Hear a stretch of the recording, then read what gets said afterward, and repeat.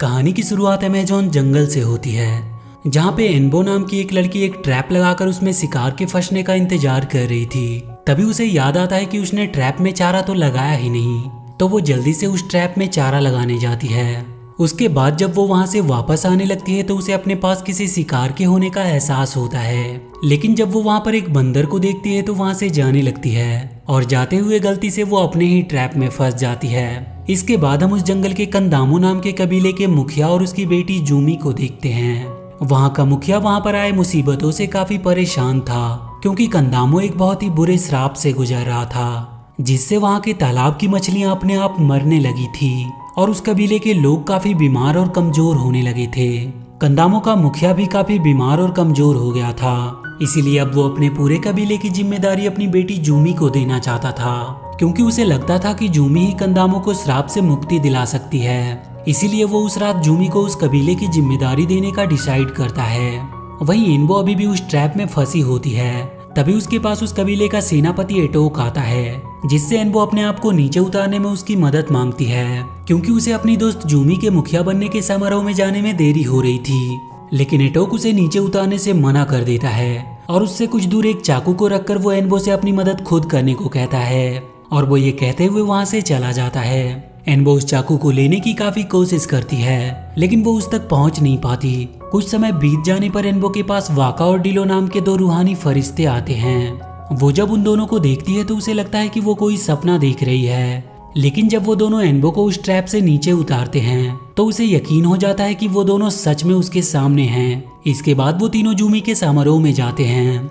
एनबो उन दोनों रूहानी फरिश्तों को समारोह से कुछ दूर ही रुकने को कहती है और वो उनसे कहती है कि मैं जब तुम्हें बुलाऊंगी तभी आना। इधर जूमी काफी उदास होती है, क्योंकि इतने खास दिन पर भी उसकी सबसे अच्छी दोस्त उसके साथ नहीं थी। जूमी को खंदामो के मुखिया का हार पहनाकर वहाँ की जिम्मेदारी सौंप दी जाती है और थोड़ी ही देर में वहाँ पर एनबो भी पहुँच जाती है, जिसे देखकर जूमी काफी खुश होती है और थोड़ी नाराज भी होती है, क्योंकि उसने आने में आज काफी देर कर दी थी। एनबो जूमी को खुश करने के लिए उससे कहती है कि मैंने तुम्हारे लिए एक तोहफा लाया है। वो रूहानी फरिश्ते जो इस कबीले के श्राप के कारण जंगल से गायब हो गए थे, वो उन्हें वापस लेकर आई है और वो उन्हें आवाज लगाकर सबके सामने बुलाती है, लेकिन वो दोनों वहाँ पर आते ही नहीं हैं। इस पर सभी कबीले वालों को लगता है कि एनबो झूठ बोल रही है और पूरे कबीले वालों के सामने एनबो की बेइज्जती होती है और इस बात से दुखी होकर एनबो वहाँ से चली जाती है। पर एक बार फिर से वो दोनों रूहानी फरिश्ते एनबो के पास आते हैं, जिन पर एनबो काफी गुस्सा करती है। तो वो दोनों उसे बताते हैं कि इस जंगल की ये हालत ये कोरोना नाम की एक डीमन के श्राप के कारण हुई है और वो इस श्राप को खत्म करने का उसे तरीका भी बताते हैं।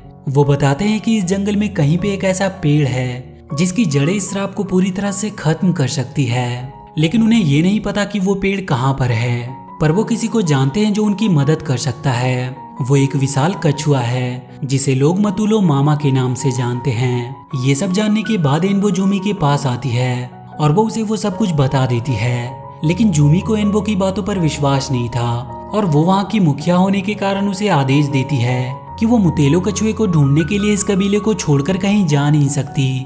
इस बात से एनबो काफी दुखी होती है, तो उसके पास उसकी दाई माँ कानो आती है, जो उससे कहती है कि तुम एक बहुत ही खास लड़की हो, इसीलिए वो रूहानी फरिश्ते तुम्हें दिखे। इसके बाद वो एनबो को बताती है कि उसकी माँ को भी इस जंगल के रूहानी फरिश्ते दिखते थे।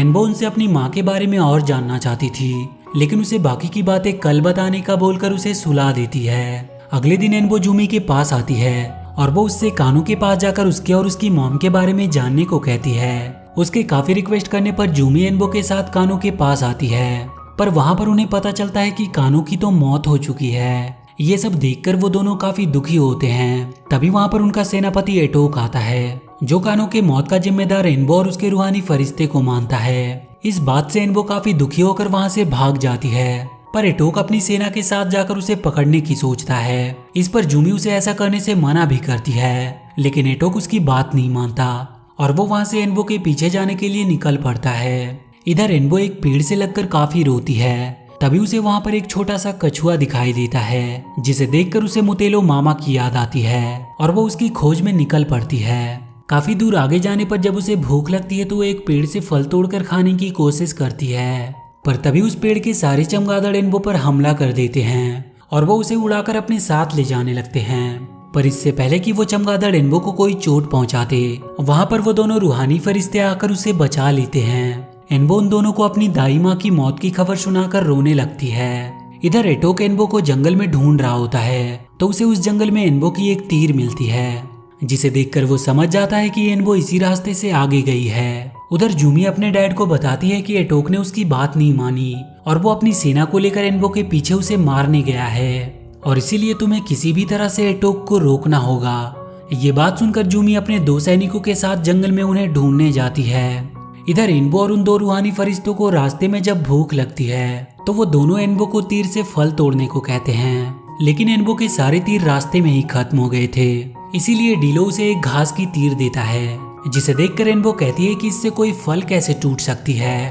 तो डीलो उसी तीर से वहाँ के फल को गिरा कर दिखाता है, और वो उससे कहता है कि हमें हमेशा अपने आप पर भरोसा होना चाहिए, क्योंकि भरोसे के बल पर हम किसी भी काम को बहुत आसानी से कर सकते हैं। फल खाने के बाद वो तीनों ग्रेट रिवर की ओर निकल पड़ते हैं, और कुछ देर आगे बढ़ने के बाद उन्हें जंगल से निकलता हुआ धुआं दिखाई देता है, और असल में वो कोई धुआं नहीं बल्कि डीमन याकुरोना होता है, जिसे देखकर वो तीनों भागने लगते हैं। वहीं एनबो देखती है कि कुछ आदमी जंगल में खुदाई कर रहे हैं, जहाँ पे काफी पॉल्यूशन होता है, और तभी एनबो की नजर एक आदमी पर जाती है जो कि उस डीमन याकुरोना के वश में था। और जब एनबो उस आदमी से नजरें मिलाती है तो वो भी उसके वश में होने लगती है, लेकिन तभी वाका और डीलो एनबो को लेकर वहां से भागने लगते हैं। वो डीमन याकुरोना उनका पीछा करता है, तो वो तीनों अपनी जान बचाने के लिए एक नदी में कूद जाते हैं। थोड़ी देर बाद एनबो जब नदी में अपना मुंह धोने लगती है, तो कोई पीछे से आकर उसे पकड़कर वहां से ले जाता है।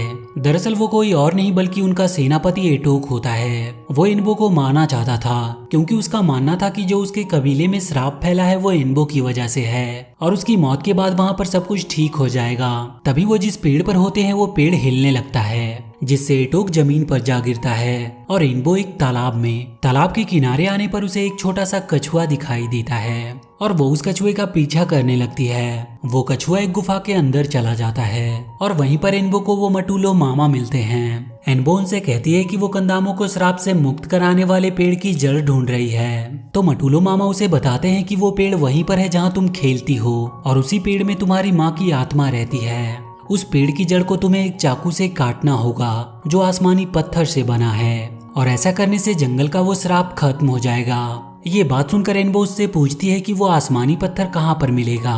तो वो एनबो को बताते हैं कि ये आसमानी पत्थर पलेजो के पास मिलेगा, जो एक ऊंचे पहाड़ की चोटी पर रहता है। वो उसे ये भी बताते हैं कि पलेजो को मीठा खाना बहुत पसंद है, इसीलिए वो जब भी जाए उसके लिए मीठी पत्तियां जरूर लेकर जाए। ये बात सुनकर एनबो पलेजो को ढूंढने के लिए निकल पड़ती है। उधर एटोक पेड़ से गिरने की वजह से बेहोश हो गया था। तभी उसके पास वो आदमी आता है जो याकुरोना के वश में था। इधर काफी दूरी तय करने के बाद एनबो बेहोश हो जाती है, और जब उसकी आंखें खुलती है तो वहाँ पर वो उन्हीं 2 रूहानी फरिश्तों को देखती है, और वो उन्हें मुटेलो मामा की सारी बातें बता देती है। इसके बाद वो तीनों एक गाड़ी बनाते हैं, और एक मीठी पत्तियों वाले पेड़ को लेकर पलेजो की तलाश में जाने लगते हैं। पलेजो जिस चट्टान पर रहता था वो काफी ऊंची होती है, इसीलिए उन्हें वो पेड़ वहाँ पर ले जाते हुए काफी दिक्कत हो रही थी। वहीं हम जूमी को देखते हैं, जिसे जंगल में एटोक और वो आदमी मिलता है। दरअसल वो आदमी एक साइंटिस्ट था, इसीलिए वो जूमी से कहता है कि वो उसके कबीले वालों को ठीक कर सकता है, क्योंकि उसके पास काफी एडवांस दवाइयाँ होती है। लेकिन जूमी को दवाइयों के बारे में कुछ भी पता नहीं होता है। वो उसके लोगों को ठीक करने के बदले में जूमी से सोने की मांग करता है। तो जूमी इसके लिए तैयार हो जाती है, क्योंकि वो किसी भी तरह अपने लोगों को ठीक करना चाहती थी।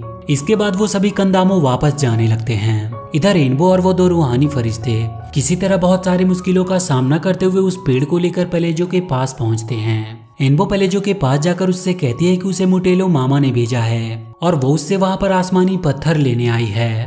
पहले तो पलेजो इधर उधर की बातें करता है, लेकिन जब एनबो उसे मीठे पत्तों वाली पेड़ दिखाती है तो वो उसे आसमानी पत्थर देने के लिए मान जाता है, और साथ ही वो उस पत्थर का एक चाकू भी बना देता है। तभी वहाँ की चट्टानें अचानक से हिलने लगती है।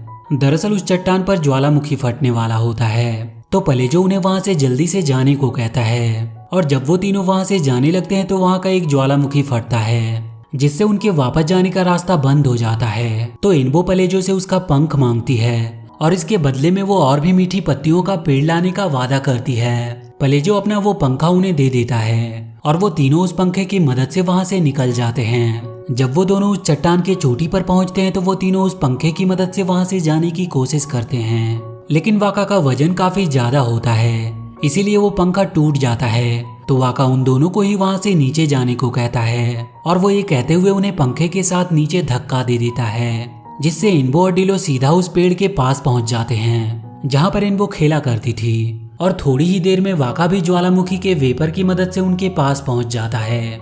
इसके बाद वो तीनों पेड़ के पास जाते हैं जहां इन्बो उस पेड़ की जड़ को उस आसमानी पत्थर की चाकू से काटने जाती है, पर तभी वहां पर जूमी आ जाती है जो इन्बो से कहती है कि अब इसकी कोई जरूरत नहीं, क्योंकि एक आदमी ने उसके डैड को ठीक कर दिया है और अब वो पूरे कबीले वालों को ठीक कर देगा। इन्बो जूमी के साथ जाती है और जब वो उस आदमी से मिलती है तो वो काफी डर जाती है और वो जल्दी से भागकर घर के बाहर आ जाती है। जूमी जब इन्बो से पूछती है कि क्या हुआ तो इन्बो उसे बताती है कि वो आदमी एक डीमन है, लेकिन जूमी उसकी बातों पर विश्वास नहीं करती क्योंकि कभी भी उसे इन्बो की बातों पर विश्वास ही नहीं था। इधर एटोक जब उस साइंटिस्ट को देखता है तो उसे भी उसकी असलियत के बारे में पता चल जाता है और वो भागता हुआ इन्बो के पास आता है जो उसी पेड़ के नीचे बैठी थी। इसके बाद वो अपने किए की इन्बो से माफी मांगता है क्योंकि उसे पता चल गया था कि इन्बो सब कुछ सही करना चाह रही थी। और इसके बाद वो दोनों उस चाकू से उस पेड़ की जड़ को काटते हैं। पेड़ के कटने के बाद उसमें से इन्बो की मॉम निकलती है, जिससे मिलकर इन्बो काफी खुश होती है। इन्बो की मॉम अपनी शक्ति से एक तीर बनाकर उसे देती है।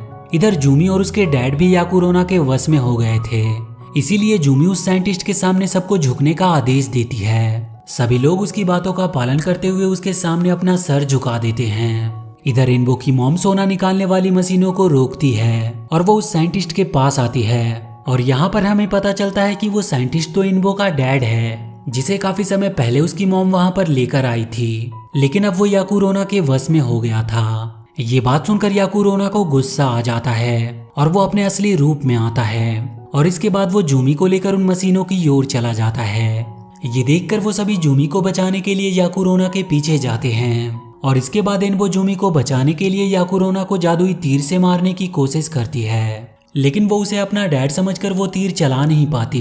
तभी वहां पर उसकी मॉम आती है और वो उसे समझाती है कि वो तीर अपने डैड पर नहीं चला रही बल्कि उसके अंदर मौजूद उस डीमन पर चला रही है। और इसके बाद इन्बो उस पर वो तीर चला देती है, जिससे उस डीमन याकुरोना की मौत हो जाती है और उसके डैड अपने असली रूप में आ जाते हैं, जिनसे मिलकर इन्बो काफी खुश होती है। इसके बाद इन्बो के मॉम और डैड उसी पेड़ के अंदर समा जाते हैं और उसके बाद से पूरे कंदामों में खुशहाली छा जाती है। और इसी के साथ ये मूवी यहीं पर खत्म हो जाती है। तो वीडियो अगर अच्छी लगी हो तो please do like and share the video and please subscribe to my channel and press that bell icon.